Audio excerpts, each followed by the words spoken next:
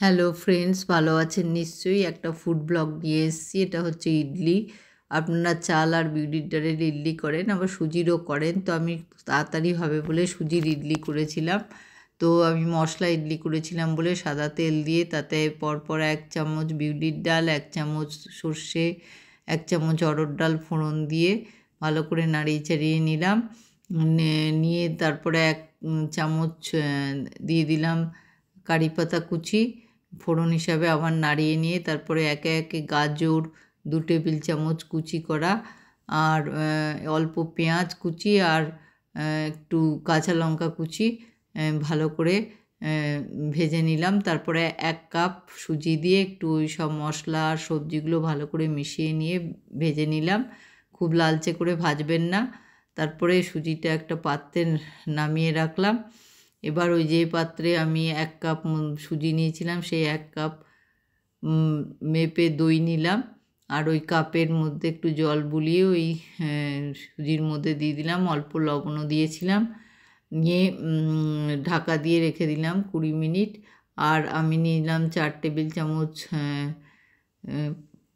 ছোলা, খোসাওয়ালা খোসা ছাড়ানো খোলা, মানে যেটা শুকনো খোলায় ভাজা হয়। 2 টেবিল চামচ নারকেল কোড়া, আর এটা নিলাম বিট লবণ নিয়েছিলাম, আর নিলাম 1 চামচ চিনি, আর নিয়েছিলাম লেবুর রস, হাফ লেবুর রস, আর একটু বাদামও দিয়েছিলাম 1 টেবিল চামচ মতো।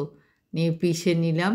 আর আপনাদের কাছে লেবুর রস না থাকলে তেঁতুলের কাতও দিতে পারেন পেস্ট করার সময়। এবার এই চাটনিটা যেটা হচ্ছে সেটাতে ফোড়ন দিচ্ছি। সাদা তেল, তড়কা প্যানে সাদা তেল দিয়ে সর্ষে ফোড়ন দিয়ে কারি পাতা, শুকনো লঙ্কা ফোড়ন দিয়ে ভালো করে নাড়িয়ে চাড়িয়ে নিলাম। যখন রঙটা বদলে যাবে ফোড়নের, তখন ওই ফোড়ন সমেত তেলটা ওই চাটনির মধ্যে মিশিয়ে দিয়ে ভালো করে ওই চাটনিটার সাথে ভালো করে মিশিয়ে দিলাম। এবার এটা হয়ে গেল চাটনি। এবার আমি দেখাবো ইডলিটা কী করে করছি। এবার ইডলি 20 মিনিট হয়ে গেছে। ইডলি দেখুন ফুলে উঠেছে সুজিটা।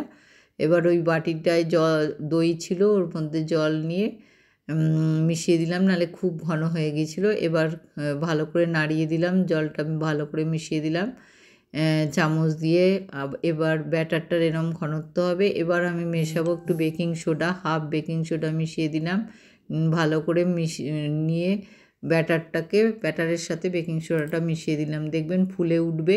এবার আমি জল ওই পাত্রটায় ফুটতে দিয়েছি। জল যখন ফুটে উঠেছে, আর ওইদিকে ইডলির যে স্ট্যান্ডগুলোতে সাদা তেল মাখিয়ে আর নিচে একটা করে কাজু দিয়ে তার উপরে ওই গোলা 1 হাতা করে দিয়ে দিয়েছি। নিয়ে এবার বসিয়ে দিয়েছি, পরপর 2টো স্ট্যান্ড বসিয়েছিলাম, নিয়ে ঢাকনা দিয়েছিলাম, 10 মিনিট রেখেছিলাম। এই রকম হয়েছিল, খুব সুন্দর খেতে হয়েছিল। চাটনির সাথে পরিবেশন করলাম। Thank you for watching. আমার সাথে থাকবেন। নমস্কার বন্ধুরা।